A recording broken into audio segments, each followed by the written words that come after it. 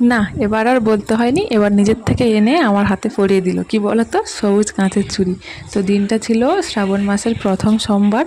তো ডিউটির থেকে বাড়ি ফেরার সময় এরকম একটা প্যাকেট এনেছে, তো দিয়ে আমার হাতে ধরিয়ে দিল, বলে দেখো কি আছে তোমার জন্য এনেছি।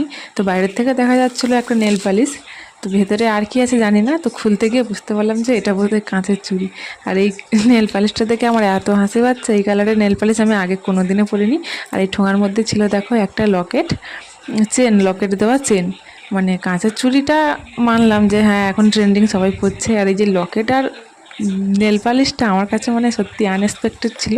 মানে আমি সত্যি ভাবতে পারিনি যে আমার জন্য এগুলো কিনে আনবে নিজের থেকে। সত্যি আবার আমি ভীষণ ভীষণ খুশি হয়েছি। আর এই যে দেখো 1 ডজন কাঁচের চুড়ি। তো কাঁচের চুড়িটা আমার হাতে এখন পরিয়ে দেবে। আমি বললাম যে তুমি পরিয়ে দাও।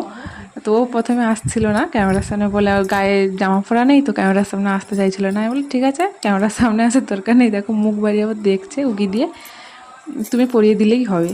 একজন স্ত্রী এর থেকে বেশি আর কি চাই বলো, আমি এতেই অনেক খুশি।